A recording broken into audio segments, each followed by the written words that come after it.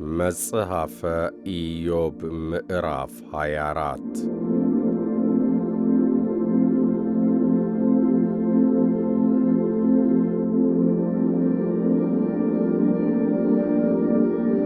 ሁሉን ከሚችል አምላክ ዘንድ ዘመናት አልተሰወረምና እርሱን የሚያውቁ ለምን ወራቱን አያዩም? የድንበሩም ምልክት የሚያፈርሱ አሉ። መንጋዎቹን በዝብዘው ያሰማራሉ። የድሃ አደጎቹን አህያ ይነዳሉ። የመበለቲቱን በሬ ስለ መያዣ ይወስዳሉ። ድሆቹን ከመንገድ ያወጣሉ። የምድርም ችግረኞች ሁሉ ይሸሸጋሉ። እነሆ በምድረ በዳ እንዳሉ እንደ ሜዳ አህዮች መብልን ፈልገው ወደ ሥራቸው ይወጣሉ።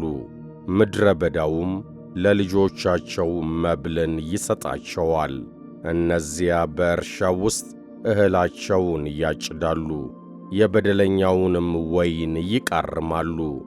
ራቁታቸውን ያለ ልብስ ያድራሉ፣ በብርድ ጊዜ መጎናጸፊያ የላቸውም። ከተራሮች በሚወርድ ዝናብ ይረጥባሉ፣ መጠጊያም አጥተው ቋጥኙን ያቅፋሉ። ድሃ አደጉን ልጅ ከጡቱ የሚነጥሉ አሉ፣ ከችግረኛውም መያዣ ይወስዳሉ። ያለ ልብስ ራቁታቸውን ይሄዳሉ፣ ተርበውም ነዶዎችን ይሸከማሉ። በእነዚህ ሰዎች አጥር ውስጥ ዘይት ያደርጋሉ፣ ወይንም ይጠምቃሉ፣ ነገር ግን ይጠማሉ። ከከተማውና ከገዛ ቤቶቻቸው ይባረራሉ። የልጆችም ነፍስ ለእርዳታ ትጮኻለች። እግዚአብሔር ግን ስንፍናቸውን አይመለከትም።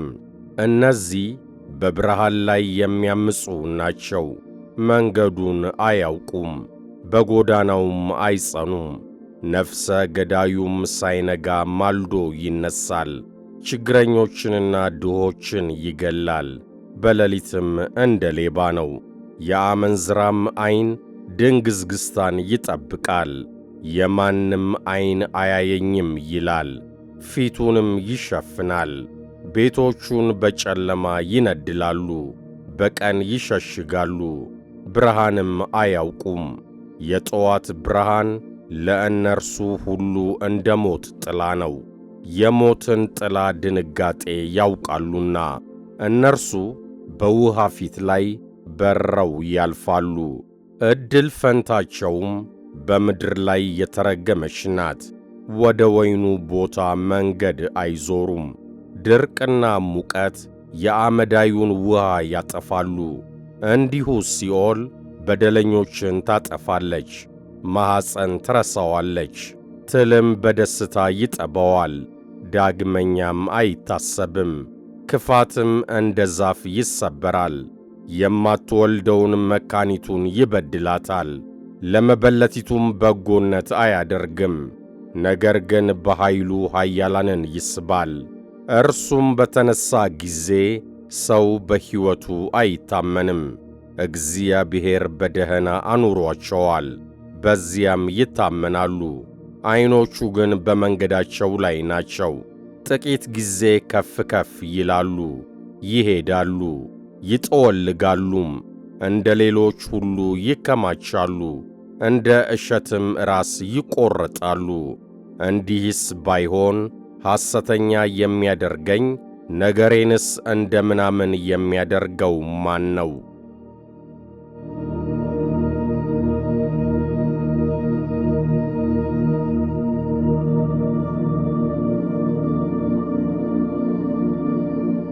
መጽሐፈ ኢዮብ ምዕራፍ 25 ሹሐዊውም በልዳዶስ መለሰ እንዲህም አለ፣ ገዥነትና መፈራት በእርሱ ዘንድ ናቸው፣ በከፍታውም ሰላም አድራጊ ነው።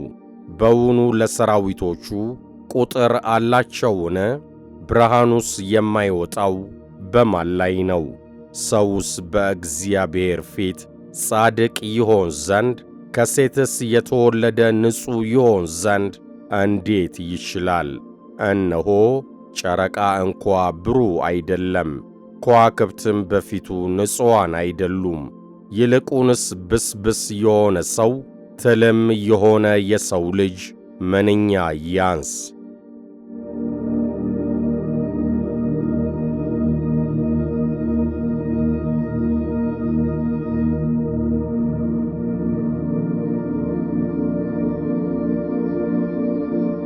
መጽሐፈ ኢዮብ ምዕራፍ 26 ኢዮብም መለሰ እንዲህም አለ። ኃይል የሌለውን ምንኛ ረዳኸው! ብርታት የሌለውን ክንድ ምንኛ አዳንከው! ጥበብስ የሌለውን ምንኛ መከርከው! ብዙ ዕውቀትንስ ምንኛ ገለጥህለት! ይህንስ ቃል በማን እርዳታ ተናገር? የማንስ መንፈስ ከአንተ ዘንድ ወጣ? ሙታን ሰዎች ከውሆች በታች በውሆችም ውስጥ ከሚኖሩ በታች ይንቀጠቀጣሉ። ሲኦል በፊቱ ራቁቷን ናት፣ ለጥፋትም መጋረጃ የለውም። ሰሜንን በባዶ ስፍራ ላይ ይዘረጋል፣ ምድሪቱንም በታችዋ አንዳች አልባ ያንጠለጥላል። ውሆችን በደመናዎች ውስጥ ያስራል፣ ደመናይቱም ከታች አልተቀደደችም። የዙፋኑን ፊት ይከድናል፣ ደመናውንም ይዘረጋባታል። ብርሃንና ጨለማ እስከሚለያዩበት ዳርቻ ድረስ በውሆች ፊት ላይ ድንበርን አደረገ። የሰማይ አዕማድ ይንቀጠቀጣሉ፣ ከተግሣጹም የተነሣ ይደነግጣሉ። በኃይሉ ባሕርን ጸጥ ያደርጋል፣ በማስተዋሉም ረዓብን ይመታል። በመንፈሱ ሰማያት ውበትን አገኙ፣ እጁም በራሪይቱን እባብ ወጋች። እነሆ ይህ የመንገዱ ዳርቻ ብቻ ነው፣ ይህም የሰማነው ነገር ምንኛ ጥቂት ነው። የኃይሉንስ ነጐድጓድ ያስተውል ዘንድ ማን ይችላል?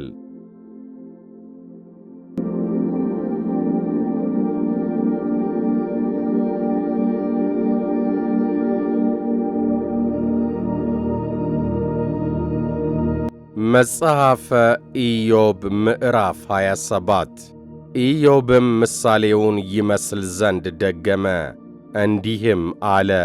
ፍርዴን ያስወገደ ሕያው እግዚአብሔርን፣ ነፍሴንም መራራ ያደረገ ሁሉን የሚችል ሕያው አምላክን፣ እስትንፋሴ በእኔ ውስጥ የእግዚአብሔርም መንፈስ በአፍንጫዬ ውስጥ ገና ሳለ ከንፈሬ ኃጢአትን አትናገርም፣ አንደበቴም ሽንገላን አያወጣም።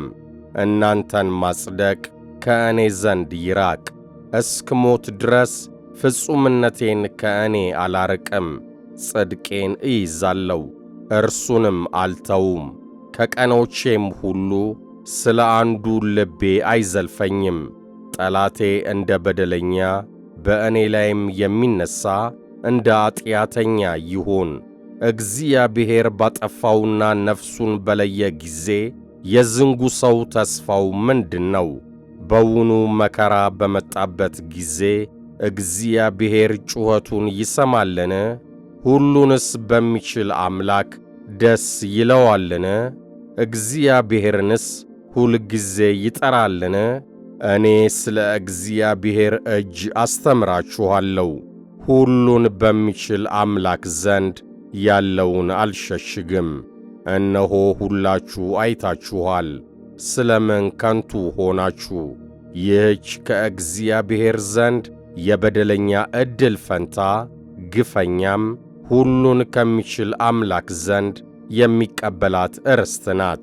ልጆቹ ቢበዙ ለሰይፍ ይሆናሉ፣ ዘሩም እንጀራን አይጠግብም። ለእርሱም የቀሩት በቸነፈር ይቀበራሉ፣ መበለቶቻቸውም አያለቅሱም። እርሱ ብርን እንደ አፈር ቢከምር ልብስንም እንደ ጭቃ ቢያዘጋጅ እርሱ ያዘጋጀው ይሆናል። ነገር ግን ጻድቅ ይለብሰዋል፣ ብሩንም ንጹሐን ይከፋፈሉታል። የሚሠራው ቤት እንደ ሸረሪት ድር ይሠራል፣ ጠባቂም እንደሚሠራው ጎጆ ነው። ባለጠጋ ሆኖ ይተኛል፣ ዳግመኛም አይተኛም። ዐይኑን ይከፍታል፣ እርሱም የለም። ድንጋጤ እንደ ጎርፍ ታገኘዋለች። በሌሊትም አውሎ ነፋስ ትነጥቀዋለች። የምሥራቅ ነፋስ ያነሳዋል፣ እርሱም ይሄዳል፣ ከቦታውም ይጠርገዋል። እርሱ ይጥልበታል፣ አይራራለትም። ከእጁ ፈጥኖ መሸሽ ይወዳል። ሰው በእጁ ያጨበጭብበታል፣ ከስፍራውም በፉጨት ያስወጡታል።